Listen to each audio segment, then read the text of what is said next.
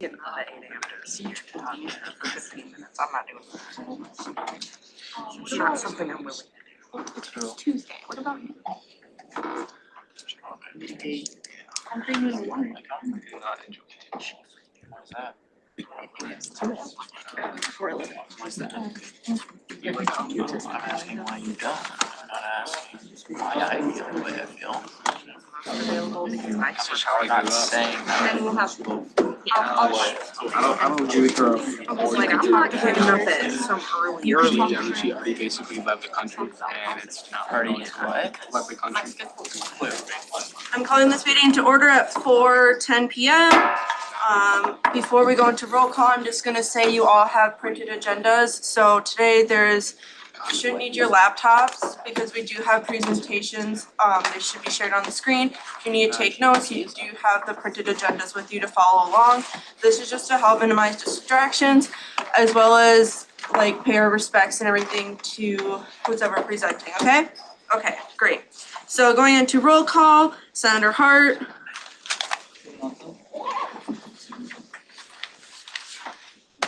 Senator Franzen. Yep. Senator Balogun. Senator Emke. Yep. Senator Ponte. Here. Senator Buckney. Present. Senator Maega. Here. Senator Art Karki. Senator Mpanga. Here. Senator Dietrich. Here. Senator Smith. Here. Senator Speltz. Here. Senator Emmelin. Senator Moore. Here. Senator Maba. Present. Senator Tarek. Here. Senator Akarki. Senator Livingston. Here. Senator Riggle. Here. Senator Colleran. Here. Senator Zelmer. Here. Senator Robertson. Senator Hillstead. Here. I'm here. President Urala. VPJ. Here. And we have quorum. Alrighty, so first thing of business is the approval of the consent agenda. First thing I did add the re-registered RSO, so that's a little bit different on the agenda, but is there any dissent to the consent agenda? Any dissent? Seeing none, is there a motion to approve the consent agenda? Motion. Is there a second? Second by Zelmer. Alrighty. The consent agenda is now approved with no dissent. Alrighty. Moving into presentations, our first presentation is by Alpha Chi Omega. Is there someone here from Alpha Chi Omega to present? No. Okay, we'll come back to them if they show up later. They did send me their presentation. I did upload it into the Teams file, so you can always look at it on your own time. It is there. And then we also have Denise. Okay, perfect, Denise. You can go up to the podium and then we'll share your PowerPoint. Thank you. I appreciate that. There it is. We're good. Okay, well, I'm gonna start by checkpointing this room. I have been here since August 13th and I'm familiar with, I wanna say about 30% of the faces in this room now from either other presentations or engagements. So for some of you, and 2 of you work in our center. So, but I do appreciate the space on the floor tonight because I'm new to the program. I've made some adaptations to it. The other thing that I've learned being new to your community is that a lot of our colleagues on campus and a vast majority of our students are entirely unaware that this service exists. And I think that's honestly a really big problem for Minnesota State Mankato because there's a lot of benefits to this work, not just in prevention, but what I'm able to do for students and colleagues here. So I'm going to go ahead and advance. Okay, so for those of you who are unaware of the Violence Awareness Response Program, and I'd like to ask everyone in the room who has heard of this program since I've been here or before? Okay, so a fair amount of you. All right. I'm not going to say that's out of the norm for this space. So that's part of the reason why I'm also here today, because I'm really relying on you all as peers to inform your peers. But also too, I think that we need to do a little bit of work informing some of our colleagues on campus. I met with, and I say this with their consent, I met with athletics today. And I was talking a little bit about what we do and what we're wanting to do. And I had someone who had been on the staff for 8 years who said that really prior to our meeting today, they were completely in the dark about 90% of what we do on campus. So we're going to change that.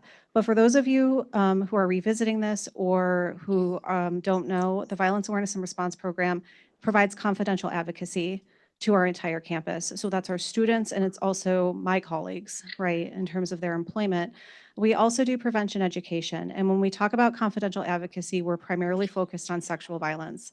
And so that is the prevention of sexual assault, dating and domestic violence, any type of relationship abuse, stalking, sexual exploitation, and aiding and abetting those particular acts. You can go. Advance.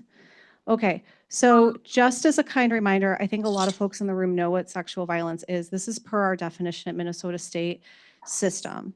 So a lot of our students on campus see this and they think about sexual assault, entirely valid, but they're not seeing the broad array of other types of criminal acts and inequities that can fall underneath that. So I've listed them here. I just mentioned them, but I've also listed them out here per how it's listed through our system. Does anyone have questions in the room about these before we move on? Okay, and then I'm going to go to the next one. Because, next slide. Because also what I'm looking at are things that happen outside and in tandem with sexual violence. So when I talk about interpersonal violence, what I'm talking about on campus here are intentional acts, right, whether threatened or actual, that cause some level of harm. And that can be to an individual, it can be to a group, it can be to an entire community, right? So it's a targeted action of power and control.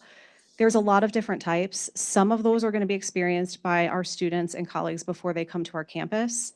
And I actually have data from presentations in the last 2 weeks that in every classroom I've been in or every group that I've presented to, no fewer than 1/3 of individuals in that room have anonymously answered the question, have you experienced interpersonal violence? Affirmatively.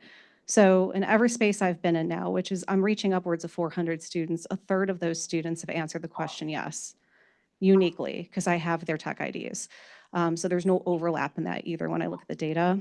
And so some of them are walking onto campus having already experienced some of these things. And for some of our students, that might have happened here, right? And you can kind of see when we talk about that abuse experienced, and I always define this before I ask that question, because it's non-physical and it is physical, right? So you can see the different types of abuse that are happening here. So this is what I am focused on preventing, and it's also what I'm focused on responding to. If we could advance the slide. Okay, so I want to talk about the confidential advocacy. A kind reminder to folks in the room, if we could advance this slide, is that I am one of few people on your campus that does not have a mandated reporting mechanism. Okay, and I really, really need for you all in your positions of leadership to let your peers know about that, because oftentimes the reason why someone's not coming to report what happened to them is they're afraid, right? But they're also untrusting of the reporting process with Title IX. They might be untrusting of it with law enforcement. And so when someone comes into my space and talks to me, I have that shield of 40 hours certification through the state that allows me through your system at Minnesota State University to have that confidentiality. Now, we can report if somebody wants to do that, but they're in the driver's seat. They are in control of making those choices, right? So I want to let that be known, because outside of counseling and our practitioners in student health, there's nobody else on campus who can do that. I mentioned why it's important. There are a lot of reasons why people don't report this. I can share some data with you just out of interest. There's a Association of American Universities survey that about 35 universities do across our country every 4 years. And when you look at that data in the aggregate, one of the biggest reasons that students in particular don't report sexual violence is because they don't think it's a big deal. And that's kind of a hit in the gut, right? And they don't think it's a big deal, not because it's not impacting them, but because they tend to scale their trauma against other people's. And when we kind of look at what's happening in our world right now, there's a lot, right? They might not think it's as important as somebody else's experience, so they don't say anything. Or they're fearful, or they might still be in a living arrangement with the person who's hurting them, right? It's also just entirely overwhelming. They might have also had terrible experiences with resources in the past. And so they don't want to talk to anybody, right?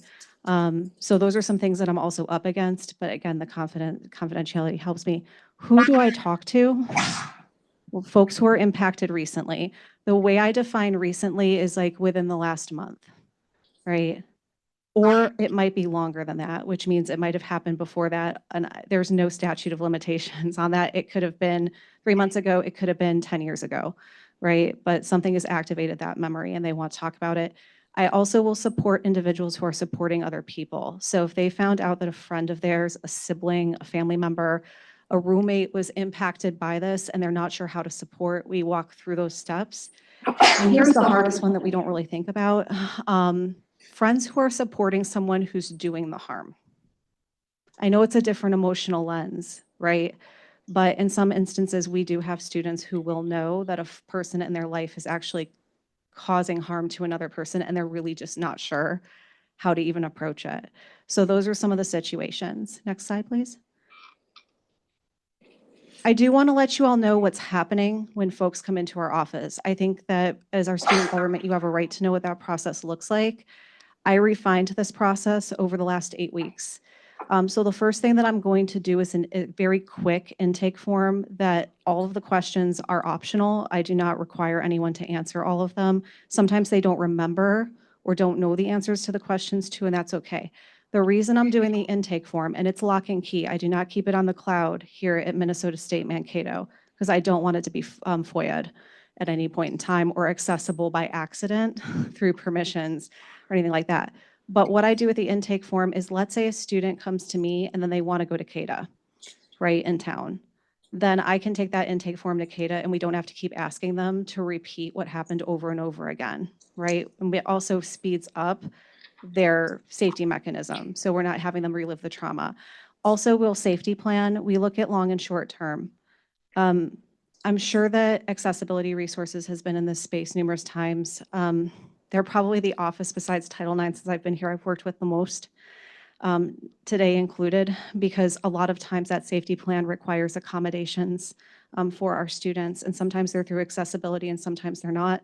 But those accommodations can be with their classes, the format, the sections that they're in, their housing situation, whether they need to switch dorms, whether they need to break a lease, where they park, if they're driving, their bus routes, their bus schedules. It can also include access to healthcare, emergency funding to go home.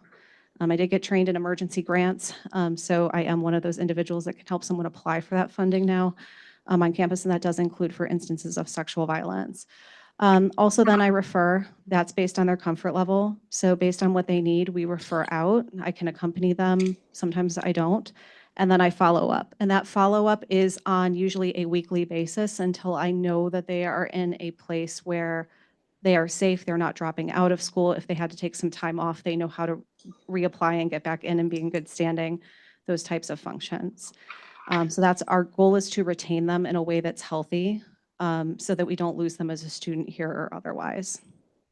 Advance, please. Okay, so I just want to let you all know about the resource highlights. You all may be familiar with some of these, so I want to let you know what I did with them. For those of you who are familiar with our services, I updated the resource page of the Violence Awareness and Response Program, and I broke them down by 2 categories. I broke them down by what is confidential in our community and campus and what is not. Because what I wanted to make sure of is that somebody was making a choice outside of my office, that they knew who had a reporting mechanism and who didn't. Okay, so these are accessible through the QR code in the link. They're all drop downs. There's a description, there is a name, there is an email. There is a 24/7 hotline if it exists, right? There are hours of operation. So I did all of our campus departments and those that are off campus responding to this there. And then here's the newest part of our office that I want to let you all know about.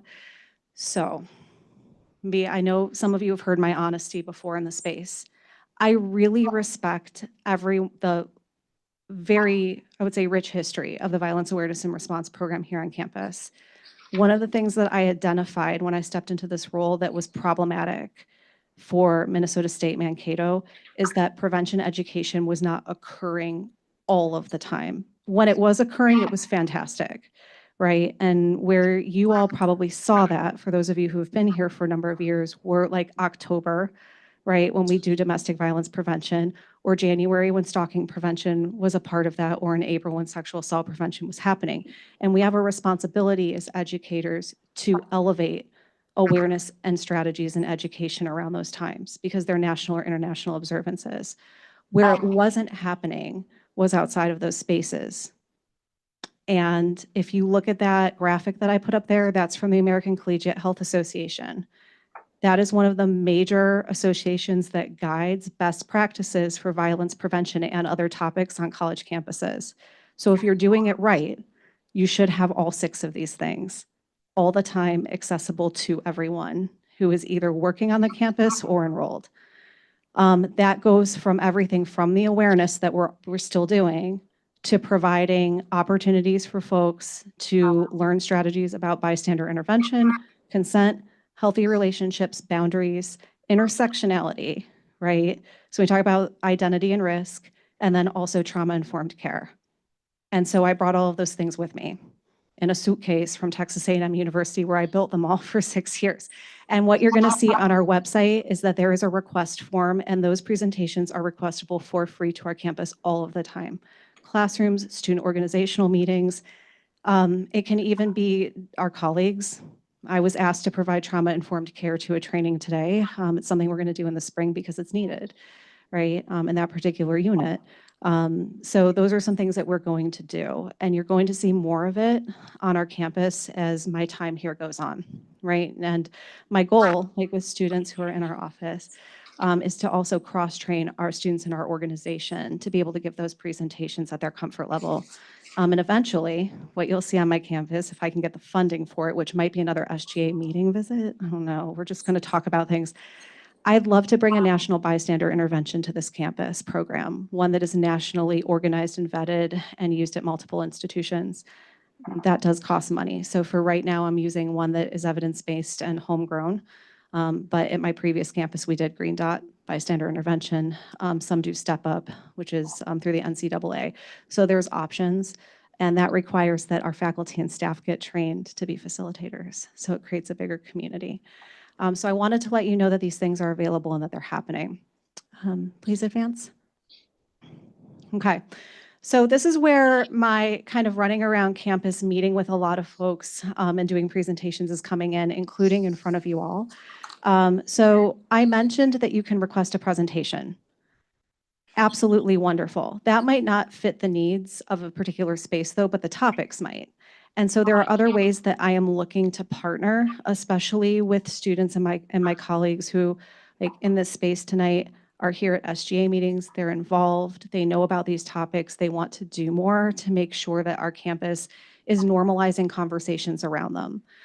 One of the things, my first day here, I was at the retreat. It was August 13th, so it was that presidential retreat was my first day. I wasn't even setting foot on campus, and I know that you all have done a lot around mental health, right, and the Green Bandana campaign. And that is something incredibly close to my heart. And I know that when an organization like student government does that and it becomes visible, more people pay attention to it. And there's such an intersectionality between experiencing violence, abuse, and inequity with mental health, right? So I'm not asking for you to take on a whole new initiative. I'm just asking it to wrap it into the things that you've already prioritized, and it makes it so much easier and palatable, right? So you can request us for presentations, but for other things. Tabling events, we can be there, right? I mean, with reasonable notice.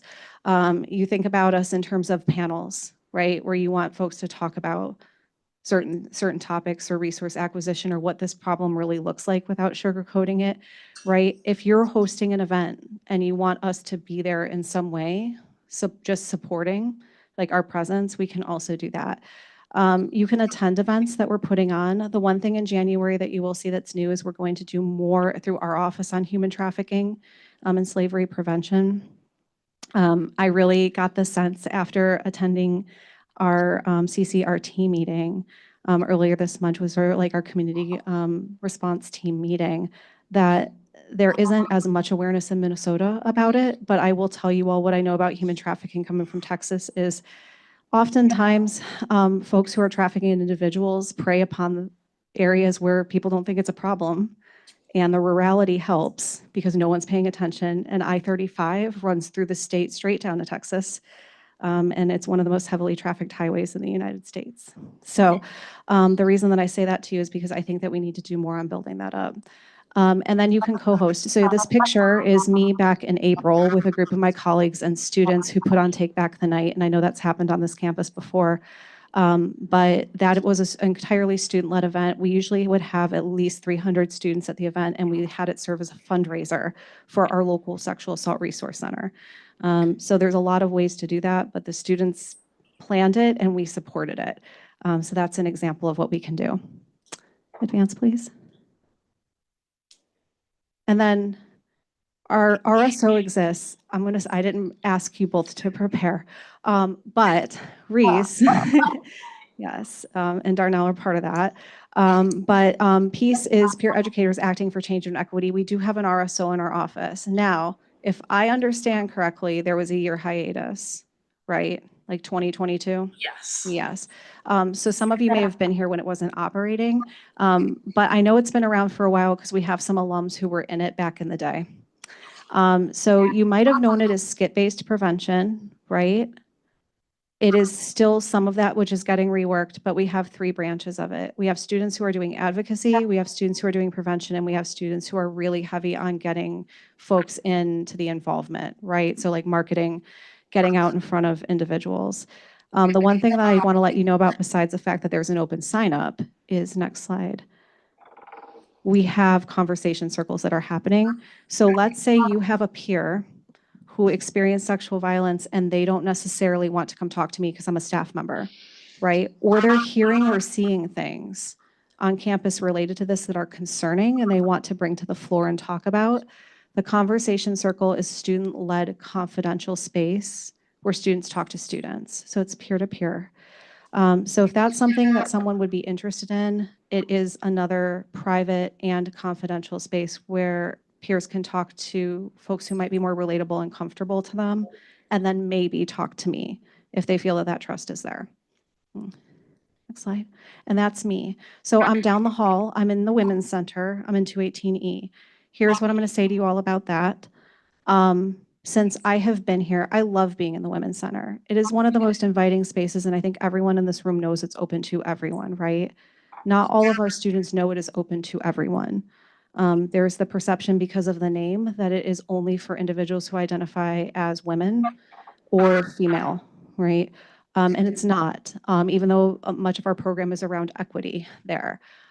So sometimes there might be hesitation for someone to come in there because they don't know if they can, right? So we have to break that down. But I'm also going to tell you that I'm willing to meet students or colleagues somewhere else on campus where boundary lines are not crossed. So I'm not going into a dorm room, but I will go into a res hall, right? I'm not gonna go into somebody's dorm room. So I can meet someone else on campus based on their comfort.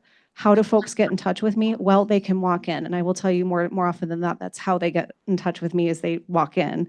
Or they can call, usually not, but my phone number's on there. Email, they can email us. So I have the general email there, we created one.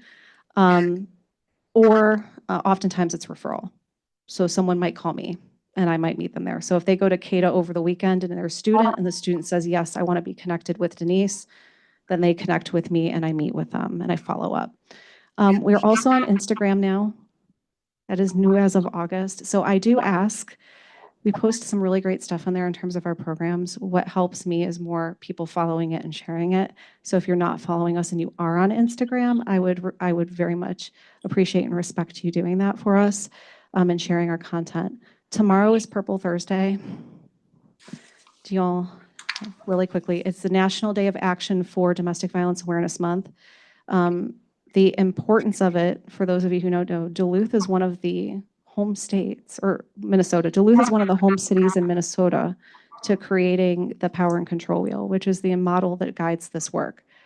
Also, just for your enjoyment, purple, gold, and white, right? Our school colors were also the colors of like the national like women's movement in the United States. So there's such a good tie-in here to all of this. And I don't know if that was accidental or on purpose, but I really love it. What we do tomorrow is we wear purple.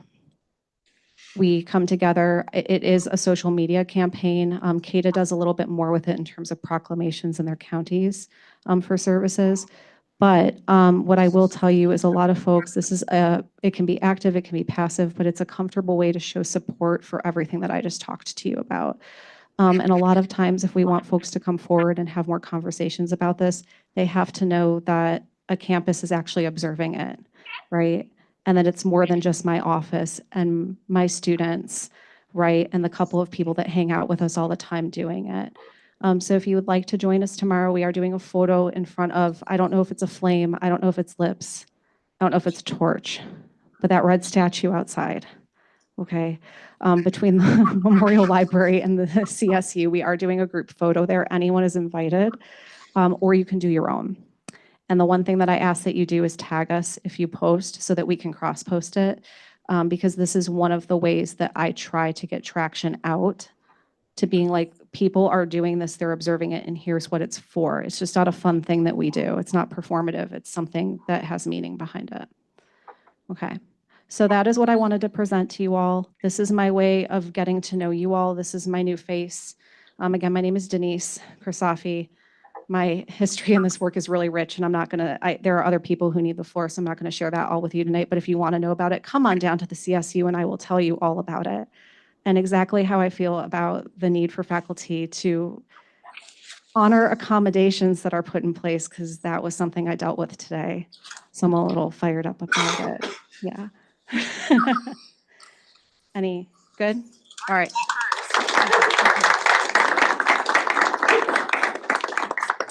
And then I'm gonna open it up to senators if they have any questions for you. Are there any questions for Denise? If not, you can always email Denise too at a later time. My favorite candy is Twix, I'm joking. Thank you for coming. All right, thank you all very much. You have a good day. Alrighty.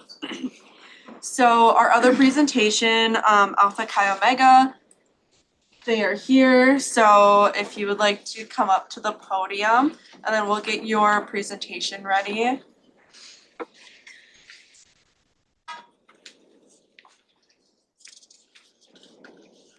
Well, hello everybody. My name is Haley Elmhorst and I am the chapter president of Alpha Chi Omega. I want to formally apologize for my absence at the beginning of this meeting. I was stuck in class, so I definitely tried to get over here as soon as I possibly could, but I appreciate you all for giving me the space to come and present on behalf of my chapter to you all. So what is Alpha Chi Omega? Alpha Chi Omega is a nationally recognized sorority, which is also known as a fraternity for women, with over 200 chapters spanning across different colleges all over the country. Alpha Chi Omega's chapter size currently consists of 36 active members and 13 new members, which in total consists of 49 members, all with the ability to recruit 4 more until our chapter total is met, which is 53 set for this semester. And the end of the recruitment season will be ending on November 1st. Our philanthropy is domestic violence awareness, and that is also connected to our national philanthropy, which is domestic violence awareness, and our local philanthropy is through CADA, which is the Committee Against Domestic Abuse. I know our previous presenter had just kind of talked about that and touched on it, but we work very closely and directly with CADA, giving community service to cleaning up their shelter, attending various different events that they have hosted in St. Peter and things like that, trying to give direct service to them, and our philanthropic and fundraising efforts all go to CADA. So touching a little further on our community service hours, Delta Tau chapter, which is our chapter here at Mankato State University, requires each of its members to complete 10 hours of community service a semester, and that is per person. Examples of this have been volunteering through move-in crew, doing highway cleanup, volunteering directly through the CADA shelter, helping support campus through setting up and tearing down events, things such as like Galactic Bingo, things that we have in concerts and other events like that. Some of these photos here are of us at these certain events. The one at the top right corner that you see was when we helped set up and work at a CADA-specific St. Peter event where they honored those who had lost their lives in 2023 to domestic violence.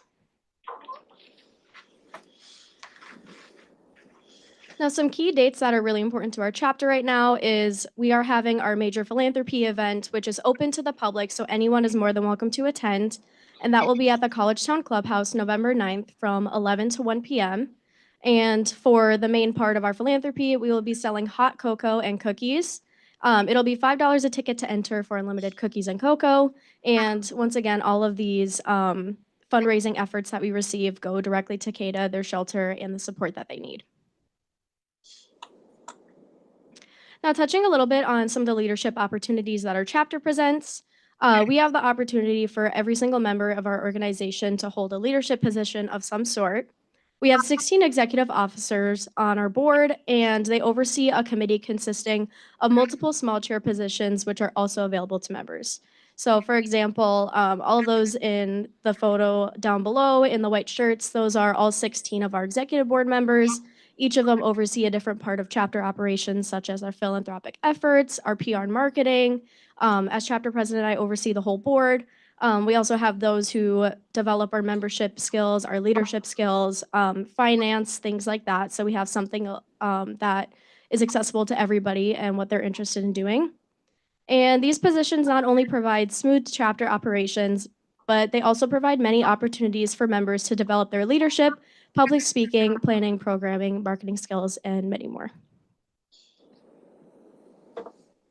So a little bit about a history on campus. Alpha Chi Omega was the first sorority to appear on MNSU campus, and it has been an active chapter since 1965. With hundreds of alumni, we will be celebrating our 60-year anniversary this upcoming spring of 2026. And since its installment, Alpha Chi Omega has been dedicated to service to its campus community and greater Mankato area. The photo on the left there is one of our very first chapters, or one of our very first member classes of our chapter. And then that's kind of a compare and contrast to the photo on the right, which was our most recent recruitment event for getting our new members, how our chapter looked after that. And then touching a little bit on some awards that we have been recognized for. Last semester, Alpha Chi Omega was honored to be recognized by awards by Fraternity and Sorority Life. We were recognized for the Sisterhood Award, Most Improved Chapter Award, second place in Greek Week, which is just a celebration of our Greek chapters on campus. We do a bunch of fun events with that, and you can get a certain place first through third. We ended up placing second, which was wonderful. And then we were also gifted the high honor of Chapter of the Year Award, which we only give out 1 or 2 of these a year. So we were very excited to receive that last year. And I just want to say thank you all for your time. If you have any questions, I'm more than happy to answer.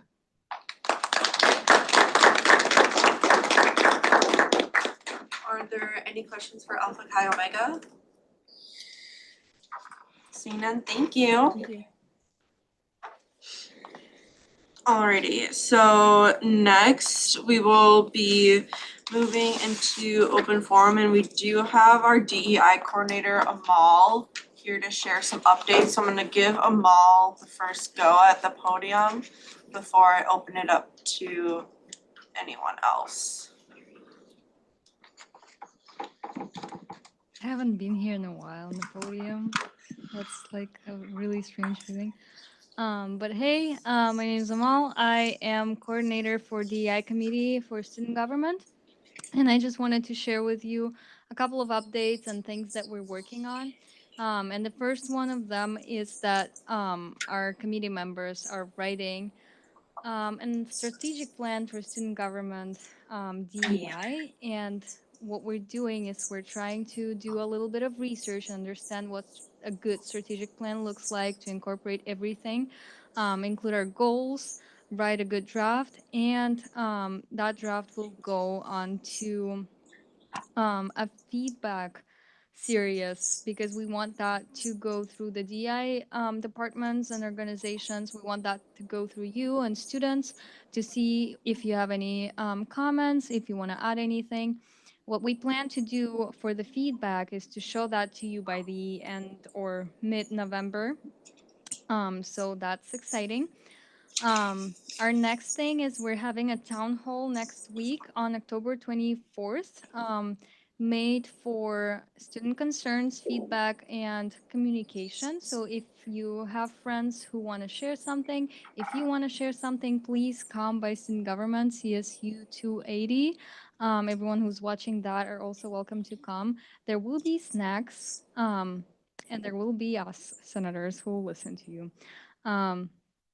Another thing that we're working on is the bus system, because, and this is in collaboration with, sorry, the International Student Association, because we've heard stories of international students not understanding, and even some other students who are not international, not understanding the bus system. So what we are hoping to do is to do the group outings so that they understand how to use the bus tracking system, how to get their groceries, where to find Walmart, what routes to use, and those group outings will eventually be that experience that new students, newcomers who don't understand how the buses work will get a hand of that.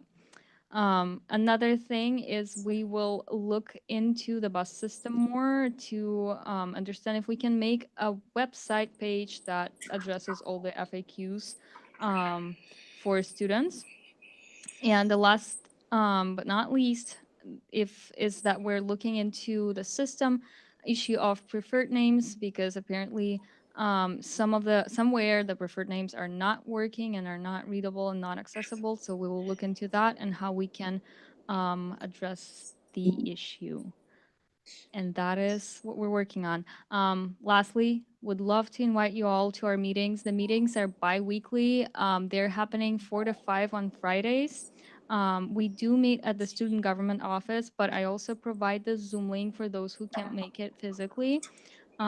So you're welcome to join. Just jump in. You don't have to be a part of the committee if you don't want to, but you can come and share your concerns, share your ideas, and just listen to what's going on. Okay.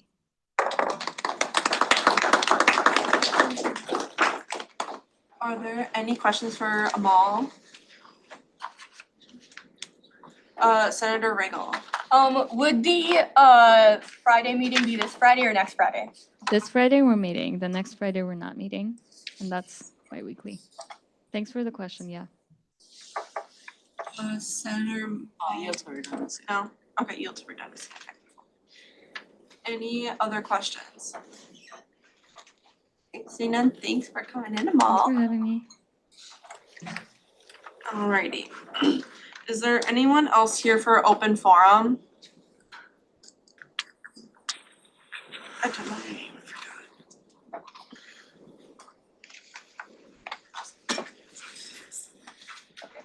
forgot.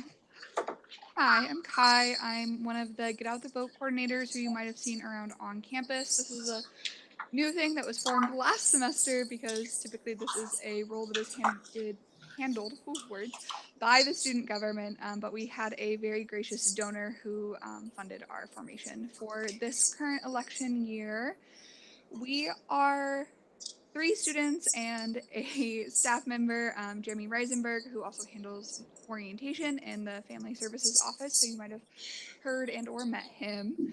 What we do is we are here to assist with voter education and help our students, especially our first-time voter students, learn how to navigate through registration, the polls, what to do if you're an absentee ballot, what to do if you don't know where your polling location is. Like, I had a lot of questions today tabling about where do I know where my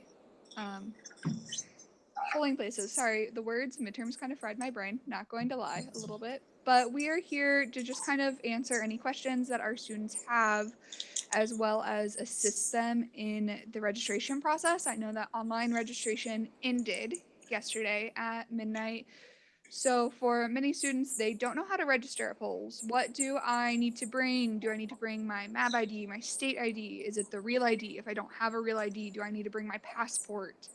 And if I haven't registered, how do I register at the polls? That sort of information isn't known by a lot of our students, especially for many who it's their first election. They've never done it. They don't know how the process works. So we've just kind of been here to answer these questions for the students as well as provide information on important dates. We hosted a vice presidential debate watch party with the students of VINS team on October 1st. We've also collaborated with a couple of classes on tabling at their events, or at homecoming we collaborated with our voter trivia booth, which was with a nonprofit class to help people learn how to register. And that is primarily what we do. We're just kind of here to answer student questions. We just wanted to let you know that we're here. This is how we can assist if whether classes want presentations or clubs want presentations. I know we've talked to a couple different organizations previously. And that's kind of all that we're here for. This is the handout that you are getting. It's what we give to the students when they stop by our desk. It answers all the common FAQs that people tend to have, as well as gives them a resource to the Minnesota government page where they can find more specific information as well.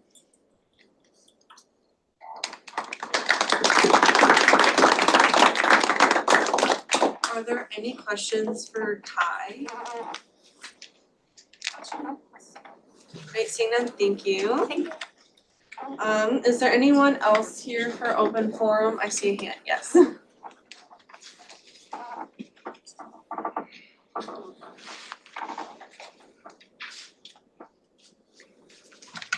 Kind of nice to see some familiar faces. I didn't think I would. My name is Lori Marty, and I am a health educator that works at Student Health Services. Thanks for giving me an opportunity to share some information about what I think is a fun potential new service for students on our campus. About 3 years ago, the Minnesota State System gave additional funding to our campus for mental health services and programs.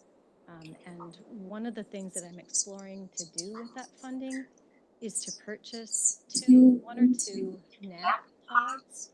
If any of you are familiar with those, Metro Naps has a specific kind of nap pod called an energy pod, and that's what we're thinking about bringing to our campus. The research on our campus, the data that we collect from our students, shows that students could definitely benefit from naps. About 30% of our students are chronically sleep deprived, and a short nap would provide a quick solution for that sleep deprivation. We also know that good quality sleep is intricately tied to your mental health and to your academic success. So it's sort of a win-win for you. Currently, we're exploring 2 separate locations on our campus for the nap pods to be sure that they're accessible for all students. One would be on the 2nd floor of the library in not a private location, but in a semi-quiet location. And then a second would be in Ford Hall. Do you know where the Lizard Lounge is? That's what I call it. It's where the big, that in that space. I don't know what the real name of that place is called, but the Lizard Lounge. So that would be the location of the second nap pod. The energy pod that I'm looking at purchasing meets ADA compliance. So it is 19 inches. The seat of it is 19 inches from the floor. The placement would allow enough room around it. They traditionally come with 2 arms, and the manufacturer is going to remove the left arm, leaving the right arm, which has all the controls on it, so there'd be easier transfers for people who might have mobility issues. So that's what we're planning on doing. Currently, I'm working with Darty Mixon in the library. She's a library staff member, as well as Paul Corcoran, who you probably are familiar with, to work out the logistics of where the chairs would be placed or the pods would be placed, cleaning supplies, how that's all going to work. There should be the development of signs, and the accessibility resource office staff are going to help me make sure that the signs that we and the instructions that we develop are things that everyone can read and can take advantage of, or see and take advantage of. Do you have questions or feedback? Any questions? Senator Dietrich. So will students need to sign up to use a nap pod in advance? That's a great question. No. They are designed to be first come, first serve. The beauty of the energy pod is that there's an indicator light on it. Ideally, the instructions that students and anyone that uses it will get is that this is meant for a 20-minute nap. 20-minute naps have shown to have the most benefit. I don't know if any of you have ever taken a nap and you woke up and you experienced what's called sleep inertia, where you just felt like you should have gone back to bed. You just were not awake or alert. It took you about a half hour to really wake up. So that 20-minute nap avoids that. Sleep inertia gives you all the benefits. And for the people that are waiting to use the nap pod, there's an indicator light on the outside of it that says when your time is up, so they can use it. It's a semi-private nap pod. I know that there are sometimes concerns with people about privacy issues. It has a dome at the top that you simply pull over for some privacy, so people can't see you when you're drooling if you're sleeping. There is a place to store your belongings in the chair, so there's some security concerns that are taken away. So anyone can use it, 20 minutes, no need to schedule a time for it. And the indicator will tell you when you can knock on the dome and tell someone you're done. Senator Riegel. Do you have a tentative rollout date? A lot of it depends upon me being ready to order them.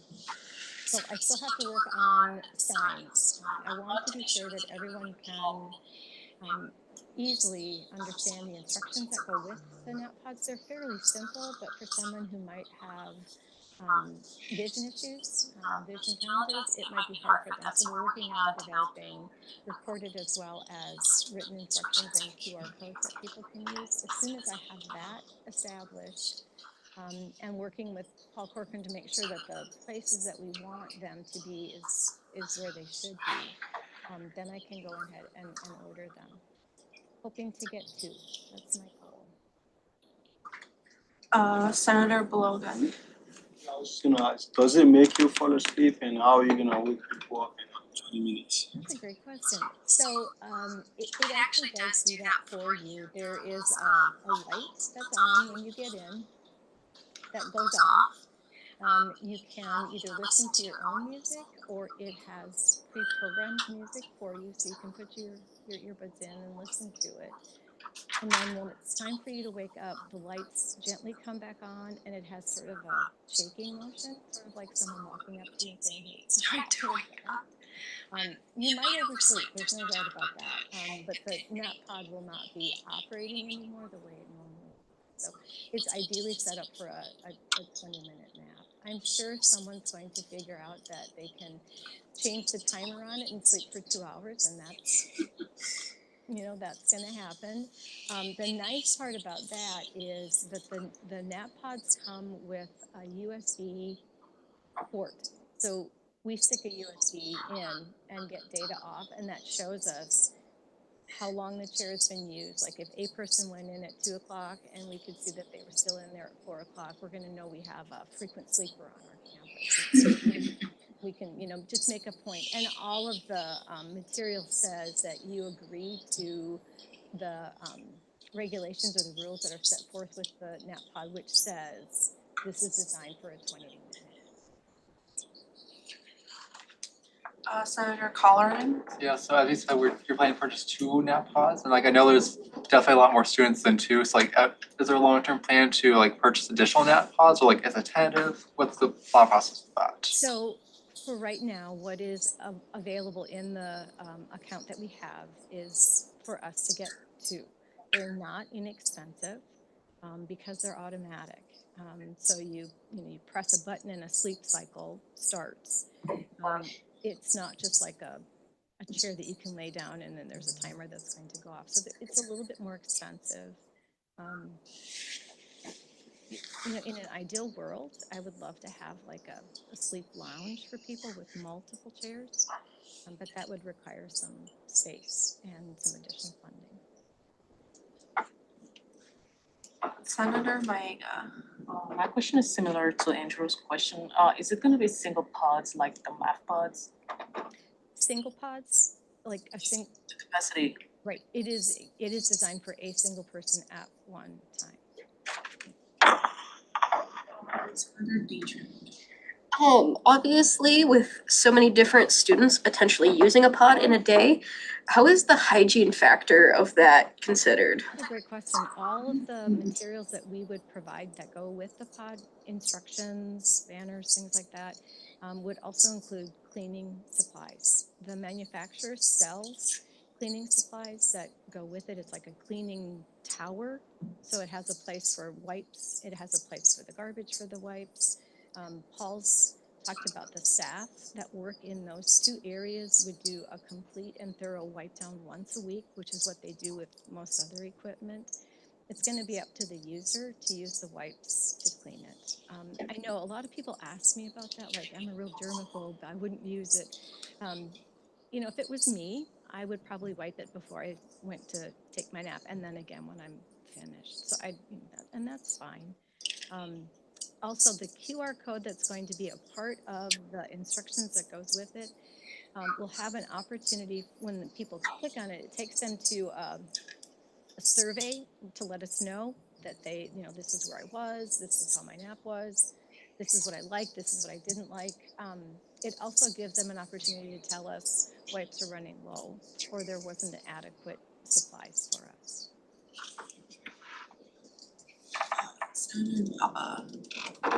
So I'm not really familiar with nap pods, but when I think of it, I think of those individual studying rooms that we have at the library. So the one thing that comes to my mind is that apart from my being semi-private, the only thing that student can benefit from it would be comfort. But has there been any studies that has shown any other benefit? I'm really not familiar with it, so I'm just trying to see what can make you wanna spend 20 minutes in a nap pod? No, that amount, whatever amount of money it will cost. What would make you wanna spend money on that apart from just comfort and private? Was it ever? There's an absolute connection between getting adequate sleep and student mental health and success. We know that. Memory improves.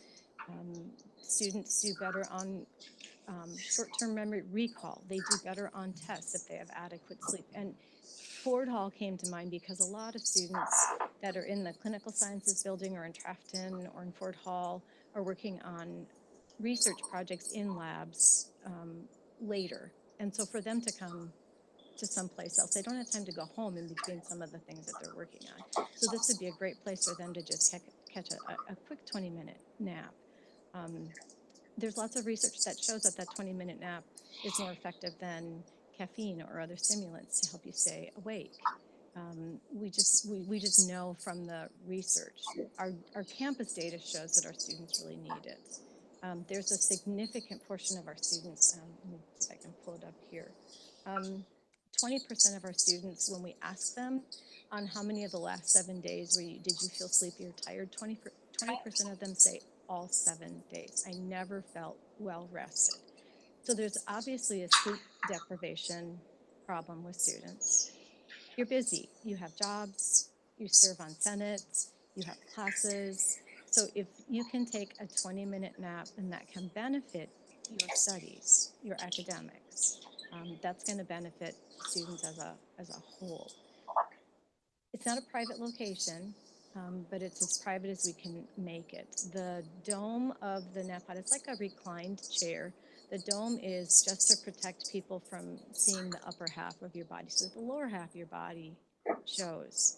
college campuses that have installed these on their campuses have seen an initial curiosity and a little bit of like, do I really want to use this?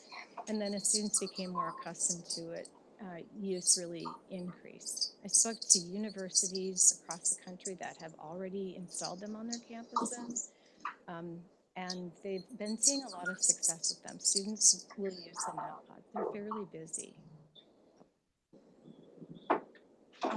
And our last one is going to be Senator Blogan. What are other payoffs to this aside from the expensive price? Is there like a negative?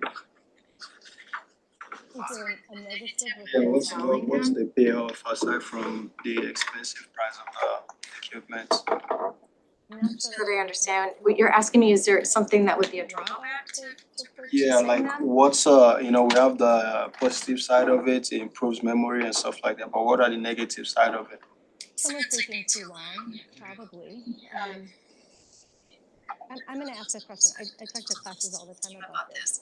Have any of you ever started dreaming almost instantly when you fall asleep? Has that ever happened to you? Like you fall asleep and you realize that within 5 minutes you're dreaming? You're sleep deprived. You've entered into a dream state much faster than you normally would have. And so having that 20-minute nap in the middle of the day is just enough so that doesn't happen to you, so that you enter into sleep cycles in a natural progression. A full sleep cycle takes a lot longer than 20 minutes. So what this is doing is giving you just enough. The 20-minute nap cycle actually comes from research using astronauts at NASA. And they discovered that they were much more accurate in assignments, that they were, they had quicker and better reaction times when they took what's called a NASA nap, a 20-minute nap. So sleeping too long, if you wake up with that sleep inertia, it feels groggy and uncomfortable for about 30 minutes, and that can be a detriment to it. But again, the instructions are going to be, this is designed for 20 minutes. I just want to go back on that. Is that a fact or what you think is? Is what a fact? What you said, they're sleeping too much, is it a fact or? Sleep inertia, is that a fact? Or you said the negative part of it is sleeping too much. I said, is sleeping that too long in the nap pod would be something that I think could be a negative, but. Okay, if any of you do have any more questions or follow-up questions, please feel free to email Lori, cause that might be a little bit easier, so then she can give you a lot more like in-depth information, just for like time's sake, because we do have more presentations coming.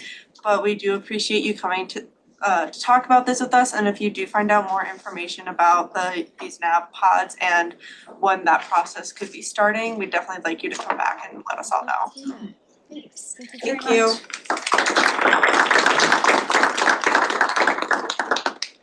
Anyone else here for open forum? Fraternity?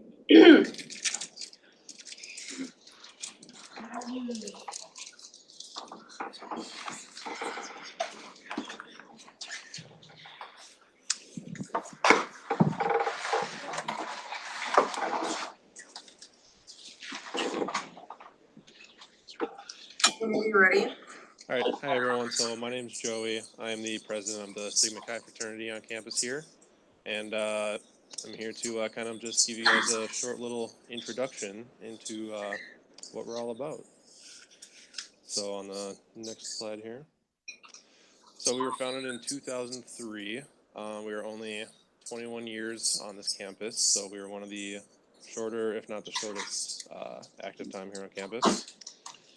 We currently have 15 active members, and we have 4 pledges. So at the end of the semester, after graduation, we'll have a total of 18 people. So we're slowly growing after COVID, which has been a little rough.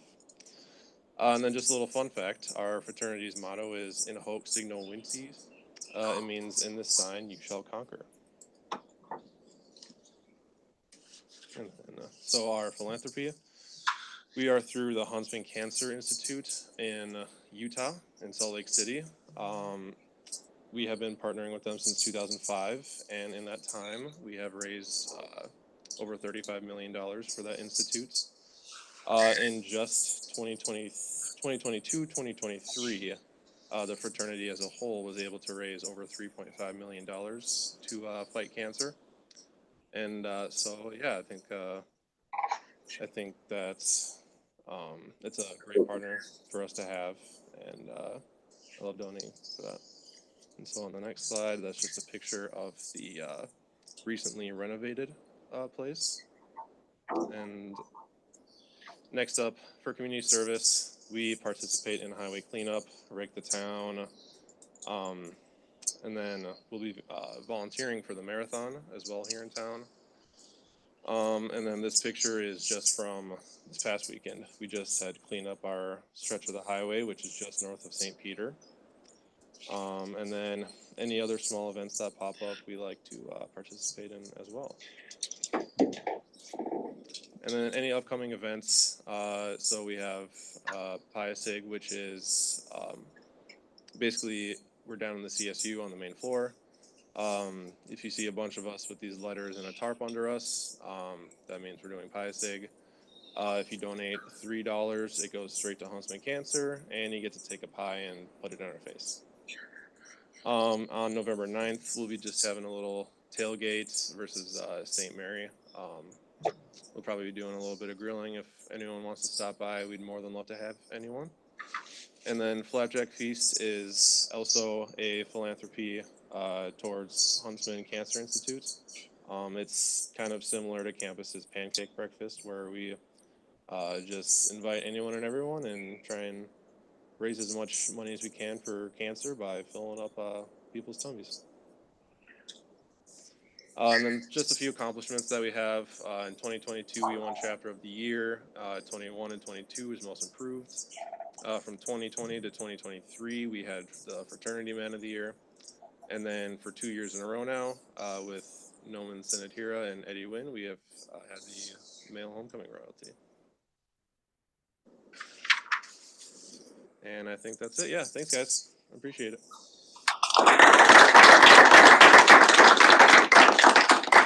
Are there any questions for anyone, from anyone? If not, thank you. Alrighty. Anyone else here for open forum? No? Okay, great.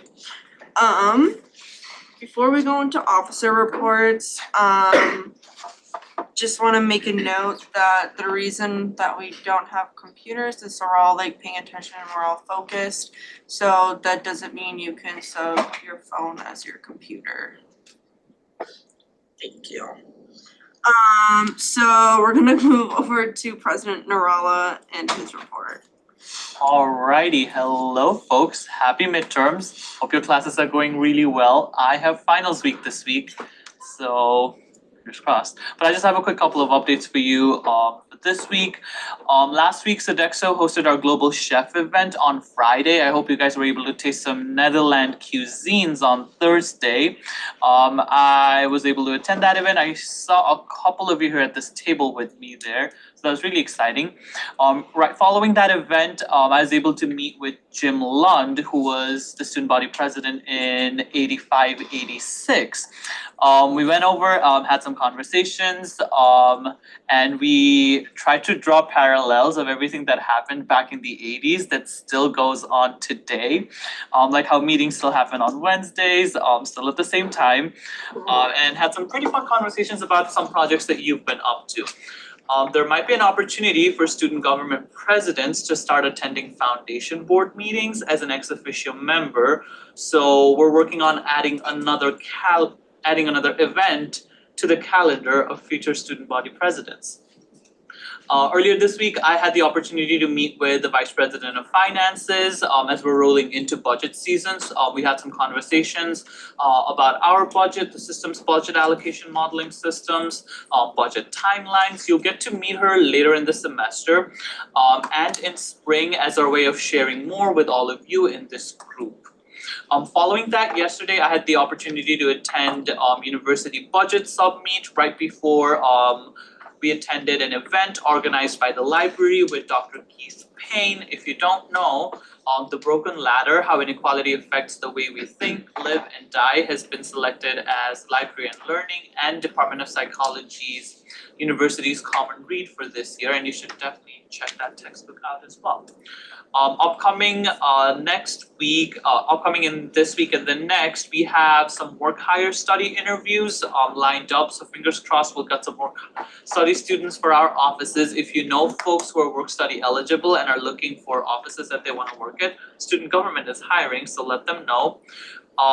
Vice President Jay will expand on this, but we're planning a small retreat, dinner, supper for all of you. Speaker Kendra will expand on this, but mark your dates for the candidate fair on the 23rd of October. If you haven't already, go ahead and register for AdCon on the 2nd of November. There are limited seats left and the final date to register is tonight. And I think the highest number of students are from Mankato. So we're looking pretty good on numbers, but we do have a lot of seats that are thrown into the pool that you can just go ahead and register for. That's all that I have, and I stand for questions. Any questions? I pulled my laptop to like look up AdCon. To register? Oh, to register? Yes. And the promo code should be AdCon24. AdCon24, so. Yes, under my, So I try to register to with the university, but I saw that it's sold out, so. You should be able to do that right now. It might have been sold out from everyone in Mankato, but from what I've heard, there are still some tickets left in the general pool. And starting earlier this week, students should be able to pull tickets from the general pool. So try it again now. If it still doesn't work, I'll send some text, let me know. any other questions? Alrighty, seeing none, I'm going to hand it over to Vice President Jay. Hi guys, so just an update on vacancies. We are always trying to fill these, so if you know somebody that you've met in classes throughout the last few weeks, that would be good at this position, obviously reach out to them, but an update, so we have vacancies, we have 2 of them in the College of Allied Health and Nursing, 1 College of Business, 1 College of Science, Engineering and Technology, 1 College of Humanities and Social Sciences, as we had a resignation last week, 1 grad studies, and 1 on campus. In order to run for a vacancy, they need to fill out the form on Map Central, and then communicate with us 3 just to make sure they're on the agenda and know when to come to run, all those good things. Talking about resources and RSO presentations, we obviously had Denise here earlier, who gave an incredible report on VARP. If you know of a student resource, academic or student life, or an RSO that you'd like to come and present at a student government meeting to let your fellow senators know about, please reach out to that RSO organization, resource, whatever it may be. Let them know that you'd like them to present at a meeting, and then let them know where we meet, and then also somehow get them in contact with us 3 so we can make sure they know where to come, we can get them on the agenda, all that good stuff. And because we would love to have those kinds of reports and presentations and things like that. Roshit and I are meeting with vice presidents of the university. We met with a few last week. We're meeting with some this week and next, just kind of mid-semester stuff. I am meeting with VP Ortega, who is the interim VP of advancement currently, and VP Gillespie, who is the VP of finance this week and next, to talk about their work and ideas for the year, us as a student government, our work and ideas for the year, and anything else. If you have something that you'd like me to bring up on behalf of student government, please send me an email, and I would love to share it with them. Senator projects, like I said before the meeting today, mid-semester updates are due this week and next. See the email I sent last night, and please reach out to me as soon as possible, even if it's just letting me know, hey, I'm gonna do the email version, or hey, I'd like to meet with you either in person or on Zoom just for a quick like 15-minute chat. So I need to know as soon as possible, please. The other email I sent out last night had a link for the Went meet. So a little bit more of an explanation on that. So since we won the homecoming office decorating contest, we get to choose a day for free catering through the university. So the Went meet link is to see when the most people are available to come get free food and for us to order that food. And then we're also gonna treat this time of us getting food as kind of a student government hangout, just so we can all relax in the student government office. We're gonna have board games and card games. We're gonna have a movie playing in the student government conference room. Even if you just wanna come and work on homework, chat with fellow senators, work on projects, anything like that. So please fill out this link and form as soon as you can, because we do need to get that ordered very soon, and this would be during the first week of November. Yeah, I think that's all I have. Any questions for me? Yeah, Ben. What would senator projects look like for new senators? What? What would sorry, what would projects look like for new senators? Yeah, I have to still meet with you because you just joined and I wasn't here last week. So I have to meet with you and Raheesh still. So I will email you guys tonight about senator projects and getting those started up. Great question. Any other questions? Alright, seeing none, thank you. So now it's my turn. So, for my report, it's basically gonna be talking about like the candidate fair. So I'm just gonna list off who has all confirmed to attend the candidate fair. So, we have 2 student groups who are gonna be tabling on behalf of candidates. The Young Americans for Freedom chapter, which is kind of like the college conservatives. They confirmed today that they're going to be tabling on behalf of those candidates. And then the college Democrats are also going to be tabling on behalf of any DFL candidates. So that's 2 student groups. And then student government / GOTV is also going to do a table as well. So for the more interesting people, we have Joyce Lacey, who is running for the US Senate, and she is a part of the Independence Alliance Party. She's the only Senate person who has confirmed, so that's the only Senate person we have there. Because the other 2 are probably super busy, and we also don't need that hot drama, so. Next, we have Brad Finstad's campaign staff. So he himself will not be able to join, he has another event, but his campaign staff will be here. That's for the US House District 1 for Minnesota. And then his opponent is Rachel Bowman, a part of the DFL, which is also for that same position. She herself will be here with a campaign staff member.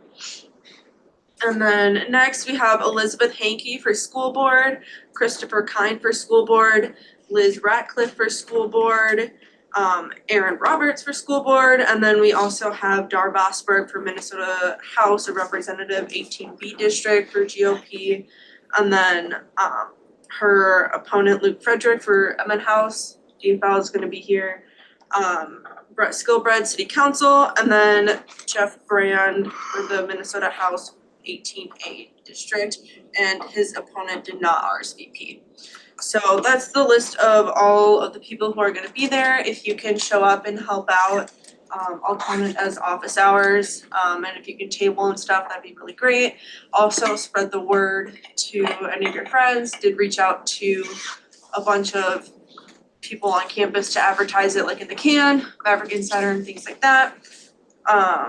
Also, thank you, David, for comping parking. We appreciate that so much for our candidates. So thank you. We vote neutral. Yes, we vote neutral. So thank you, David, for that. But that's kind of all that I really have, is trying to get this event put together and finished. Any questions for me? Yes, Senator Bunting. Oh, what day is the event?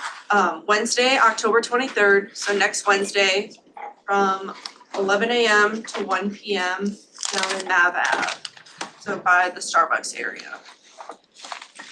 We also need a few people to help, like 15 to 30 minutes before 11 to like 10:30, 10:45, just to get things set up, make sure candidates know where they go, and then also like 15 to 20 minutes afterward, just to like get our tablecloths, escort candidates out, things like that, thank them for coming, all that good stuff. So if you can help before or after, we'd really appreciate it. I will be there before and during half of it, and then I have to leave for work, so then Roshit will be there for the second half of it. So we'll all be there at some point.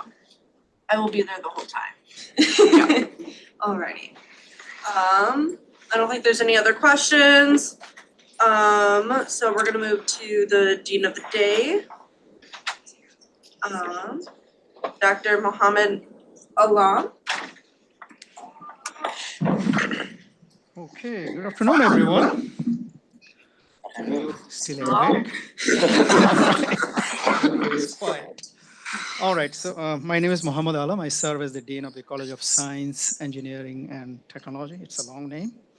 And as you know, we have about 43 undergraduate programs, 17 graduate programs, and close to 38 certificates and minor programs. So it's a large college, large number of degree programs, although we are thinking to probably discontinue some and add some in areas where we have the niche and we have the demand.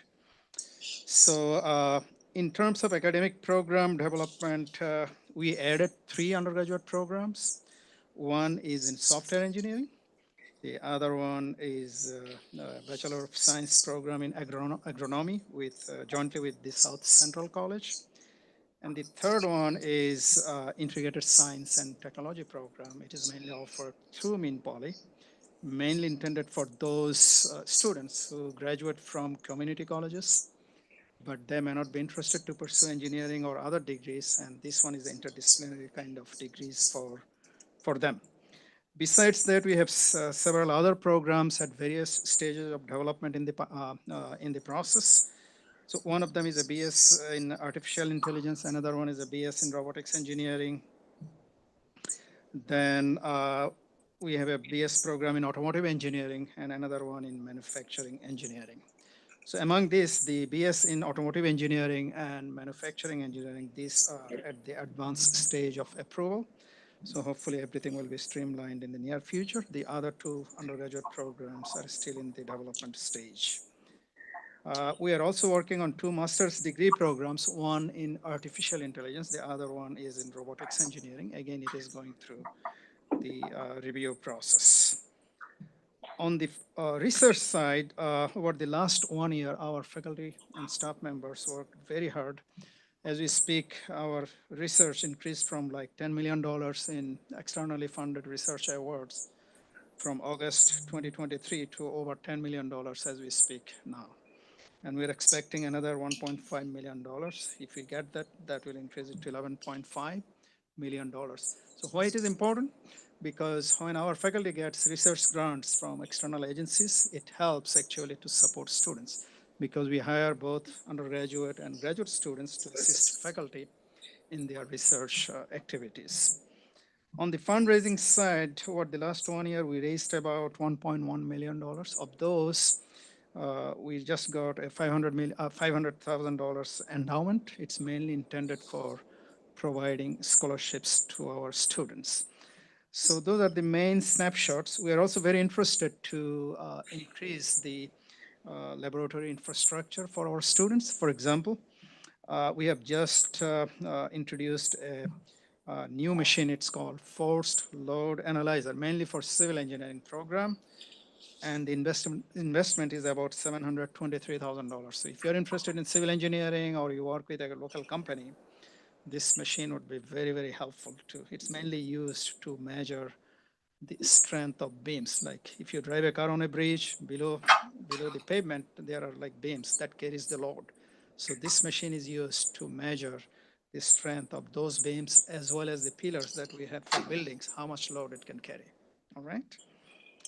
I'm also very interested to get feedback from our students. After all, we are here for our students, and we want to make sure that we provide the best possible learning experience for our students. With that in mind, actually, I meet with the students at least once every semester so that we get feedback from students. In fact, last week I met with a group of student representatives, and we got some good suggestions. So if you have any suggestions with respect to improving the learning environment in our college, I would welcome that. You are welcome to stop by so that we can discuss that. We are also working with our local and regional industry to increase the co-op and then internship opportunities for our students. In fact, this morning I had a meeting with a company, and they basically said that they'll be hiring about 5 students, either in the form of co-op or as interns. So those are some of the things that we are doing. This is a quick snapshot. Normally, I don't like to give long speeches, so if you have any questions, I'd like to answer that. Are there any questions for Dean? Senator Zelmer? What are the metrics that go into dropping and adding programs? Okay, so the main metrics that we are using, academic affairs have actually some metrics that we use, but enrollment is a key issue. So we have to generate enough revenue in order to pay the instructors. So that is why it's one of the most important metrics. And then we also look at the demand. Do we have demand? Because if you produce students, will they be employed? That is very important. Or would they have the option to go to graduate school or something they'd like to pursue? So those are some very important parameters that we use. But enrollment is the number one. You talked about scholarships, but on the website I only see CIS scholarships, and which are very few. So, and you talked about $750,000 in scholarships. That's not for a scholarship. That's for, that money is invested for an instrument in a laboratory for civil engineering. But the scholarships, actually our website, that is a good question. So let me go back. I've been trying to redesign our website for a long time, but we cannot do that until the university finishes the design of the campus website. And this website was supposed to be launched sometime last year, but it is getting delayed. I think the new deadline or launch date is May 2025. Jennifer, am I right? Yeah. So the problem is, unless you fix the bar, there are like 2 main bars that goes in the website, you cannot add additional information. So what I did, we have a marketing and communications director. I asked her actually to incorporate the information that we want to add for our students in there. So if you need more information about scholarships, you can talk with your department chair or Ken Adams. He also deals with some scholarships. And then you can also contact our office and we can figure out whether there is something available in your area of interest. Senator Zelmer, your last question. Go ahead. What is the impact on current students if their majors lose accreditation? Okay, so fortunately, we just had our accreditation visit for engineering, all of our engineering programs, and it went through with flying colors. We had some weaknesses, but we addressed that within it's called 30-day response and post 30-day response. We worked with the ABET visiting team, mainly the team chair. So all of those things are gone. So we have accreditation for all of our engineering programs for the maximum possible period. So what is the impact if you lose accreditation? In general, our graduates will not be hired. It's critical. Okay, and it also gives you a benchmark. Benchmark means if you graduate from, let's say with engineering degree from MSU, and you say you have a degree from an ABET accredited institution, and you graduate, let's say from MIT, and you have an engineering degree, that is also ABET accredited. But you cannot compare MSU with MIT because MIT has a brand, and their brand name is much, much higher compared to ours. But with respect to the basics, they have accreditation, we have accreditation. And that's the important thing. But without accreditation, you also cannot take FE exam, fundamentals of engineering exam, professional licensure, those kind of things. So having accreditation is critical for us for maintaining the quality of the program and to ensure that our students are placed in the job market. Senator Baba? So I'm not quite sure if I would be the right person to answer this question, but with so many faculty members either retiring or just leaving for one reason or another, it's been kind of hard to be able to register for certain classes. I, for instance, am unable to register for any of the classes I was planning of taking during the next spring semester because none of them is offered. And I have like a bunch of classmates and friends of mine who are in the same situation, whether it's in the data science program or the MIT program. Is there any plan to either adjust the availability or like to at least notify us of what's going on, because we're kind of in the dark and spring semester is right around the corner. So let me ask you this, what's your major? Data science. Data science? Yes. Okay, I did get an email from one student expressing some concerns. We are addressing that. It turns out that actually the student did not contact the correct advisor. So I already spoke with the chair and the data science supervisor. I assume you are pursuing a master's degree, correct? Correct. So I'm not aware of the fact that you cannot take any classes. If you have a situation like this and if it doesn't get resolved at the department level, you need to contact us because we need to know. In fact, as I said, I got one email and that has been addressed right away. So when I said any classes, it was, so I can register for classes in general, but I'm talking about the common courses classes or like the required one. None of them is offered next semester. Okay, so the best person to talk to is Dr. Rajiv Bukralia. And if he cannot satisfy your questions, then come and see me or our associate dean, which is Laura Yin, and we'll try to help you to make sure that it gets addressed. But I am not aware of anything until I heard from you and the email that I received a few days ago.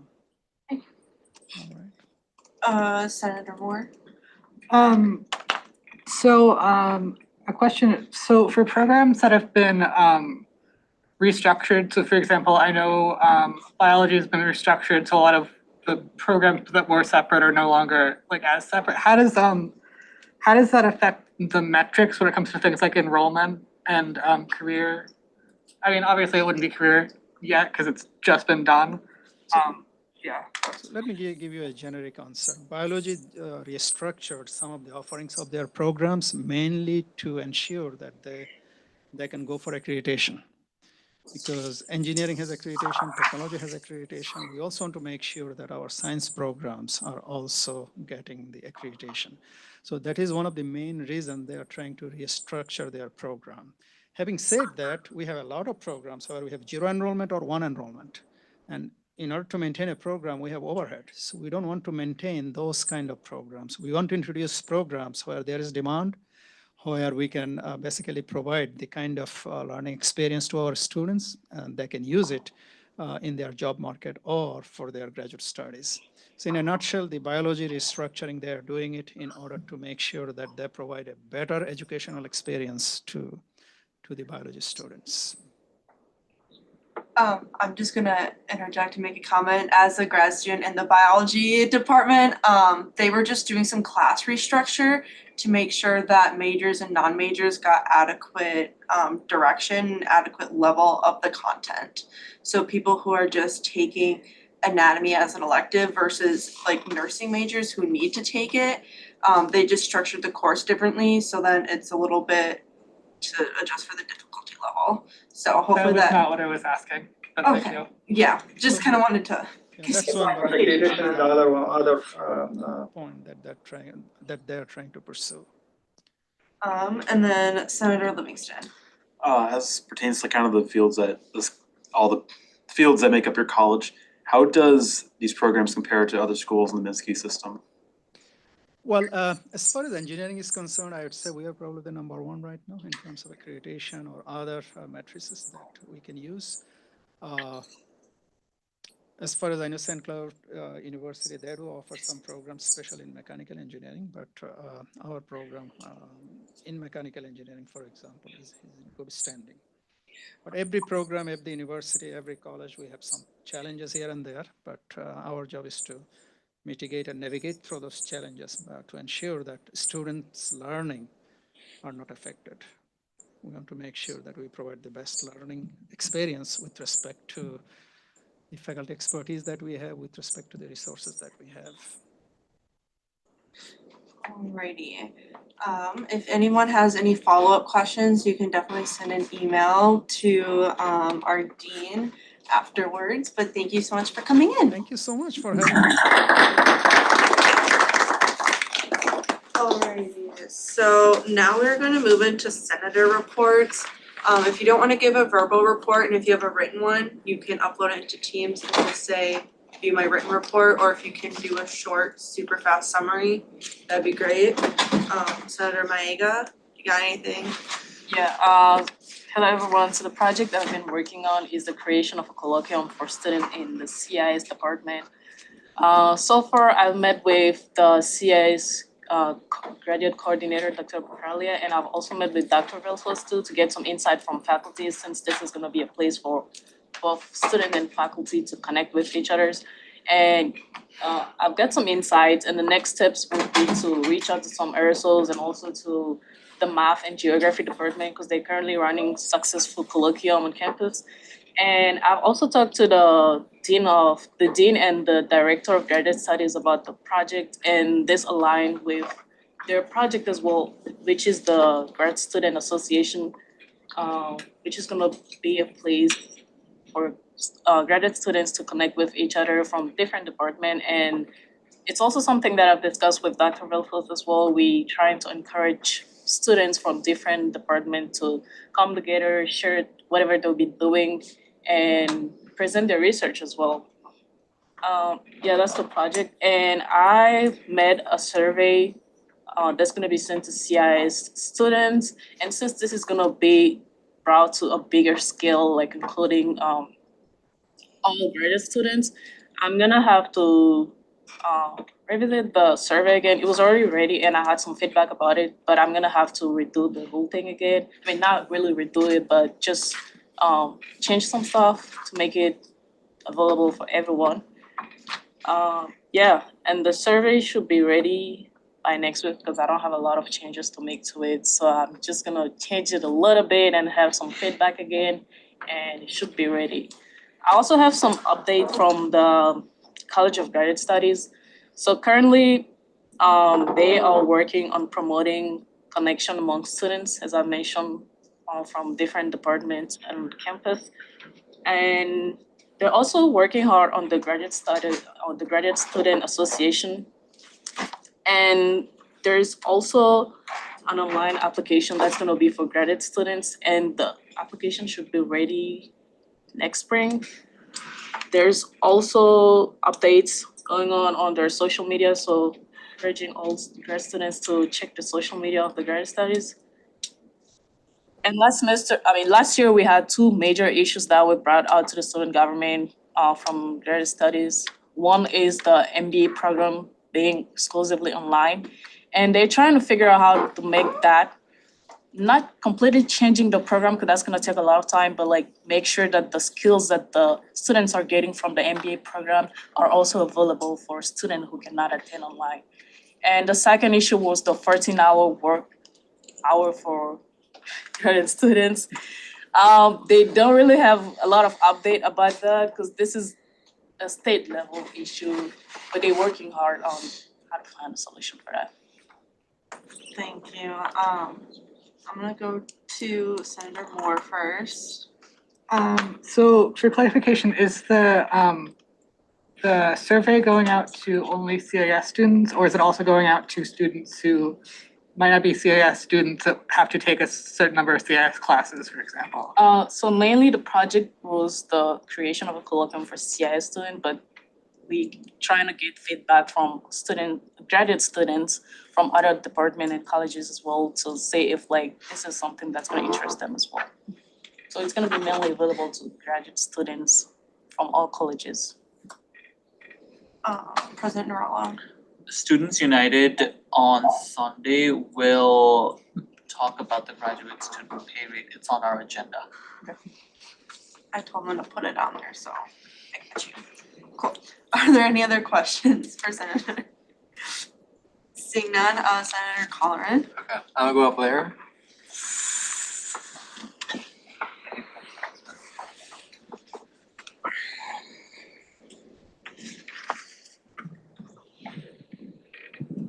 Oh, hello everyone. Just looking at the time, I'm gonna try to keep this short and simple. So yeah, so there was lots of the having with myself as senator, also through academic affairs. So first things first, we got the resolution for priority registration for student government passed. So very happy with that, and thankfully with that we'll hopefully have further advocacy for having us do priority registration for a spring semester in the context of Senate meetings, student academic fair committee meetings, and the budget meeting as well. And then hopefully we'll have that priority along with future semesters beyond spring 2025. And then, yeah, then also for the grade appeal process, I was the point person for that. So while we did have the grade appeal policy to be the like de facto kind of information about the grade appeal process, I was the person that appeal contacted if there was any questions. So I was mainly the point person there, where I responded to multiple emails across late August and all September. Yeah, and that process went really well, and the process has included, if I want to say, almost all the people who submitted the form for the summer period and the spring period of 2024. So I have a written report on that. So that report can be found on Teams. Just go to Senate, Academic Affairs, it'll be on there. It is just a report on like what the process is, my thoughts on it, and how I experienced the process as Academic Affairs coordinator, and possible suggestions I have for the process in the future. So that's like a whole 9-page report. So if you want to see it, it's on Teams. If you don't have access to Teams, please email me through my school email. And then yeah. And also on the RHA end, as an RHA president, I've also been advocating for student government and putting the effort to make sure that there's communications what's happening in student government and making sure that information gets dispersed over to RHA as well. And yeah, and then just to like narrow the scope down to Academic Affairs Committee, the committee is going great. Like I really like the committee, and like we're able to have everyone be fully trained in and hit the ground running over this next couple weeks. The biggest highlight we have with that committee is that we got to review the clarifications for the grade appeal policy, because I personally have drafted a revisions for the grade appeal policy to make it more clarifications, to make it more clear. Whereas with the current draft of the grade appeal policy, you go look at this semester, and you can look at the semester and look at the process we did this semester, and then you look at the next semester from new perspective and do a completely different process using the same policy. I want to minimize that, hopefully through clerical changes. So the committee has reviewed that process and review those revisions as well. So yeah, and there's also a lot of stuff that happened with the committee, but I don't have enough time to go over that. So the minutes are accessible to all the senators here. Just go to Senate, Academic Affairs minutes, and you're good to go. So yeah, and then I'll refer to questions. I do have an open email, so I'm happy to respond to questions through email. And I have office hours from tomorrow from 10 a.m. to noon. So I'll just defer all questions over to then, just to save you all some time. Perfect, thank you. Let's clap for our two senators. Since our gallery is not students, there are no vacant people here for vacancies, so we can, okay. Still gonna announce vacancies real quick. 1, Senator Res Life, 2 senators for College of Allied Health and Nursing, senator for College of Business, senator for College of Humanities and Social Sciences, College of Science, Engineering and Technology, and then College of Graduate Studies. Nobody, cool. So we're gonna move into new business. Nobody here for new business. Nothing for new business. Old business. Nothing for no old business. Any announcements? Senator Parekh. Thank you, everybody who took an extra step to dress up today for the photo shoot. Thank you, everybody. As soon as I'll be getting the photos, I'll get them updated on our website, and you'll probably see them on our social media. But if you do want me to share with you, please shoot me an email, and I will share those photos with you. And thank you again, everybody. Senator Moore. So for my senator project, I am focusing on communications about class availability and program changes. So if anyone wants to talk to me about this, you can email me, or my office hours are tomorrow from 9:30 to 10:30. Yeah, I thought that could be brought up because it's kind of brought up already. So. And then President Narala. Just as a reminder, all of you need to be in 2 committees. If you're not in 2 committees, make sure you reach out to us.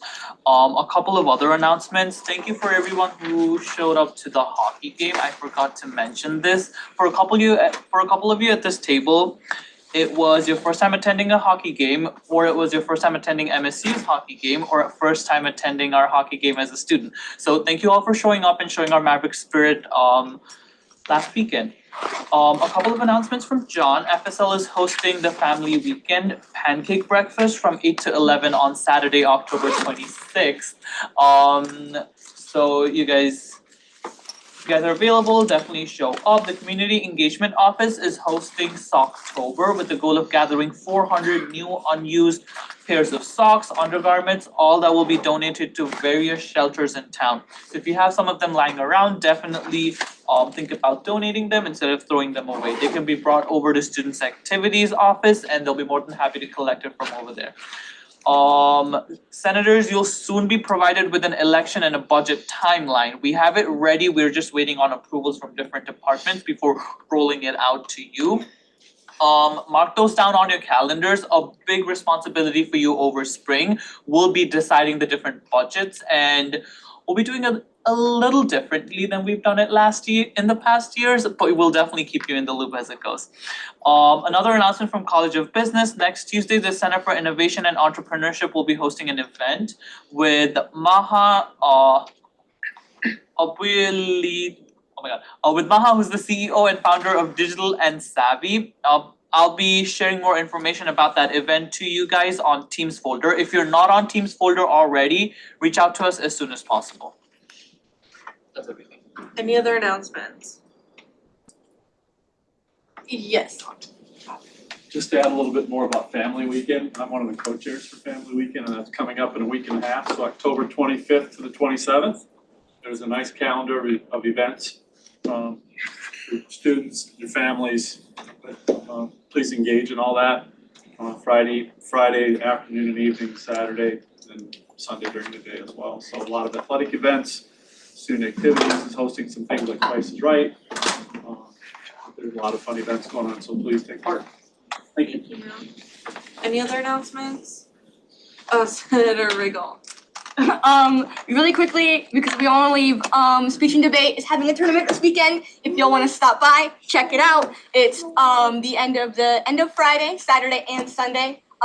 Usually from Saturday, Sunday from like 9 a.m. to like 2 p.m. So feel free to stop by, check some things out. Any of y'all are interested in the team, this is a good spot to stop by and see what we do every weekend. So I just wanted to put that out there for y'all. Any other announcements? No. Okay. We're moving into roll call. Senator Hart, Senator Franzen absent, Senator Blogan, Zoom, Senator Emke, Senator Ponte, Senator Bugney, Senator Maiga, not here, Senator Mpenga, Senator Smith, Senator Speltz, Senator Moore, Senator Maba, Senator Park, Senator Kirky on the phone, Senator Livingston, Senator Riggle, Senator Collarand, Senator Zelmer, Senator Robertson, Senator Hillstead. Here. I'm here, President Earl is here, and BPJ's on Zoom. All right, we are adjourned at 5:52 p.m.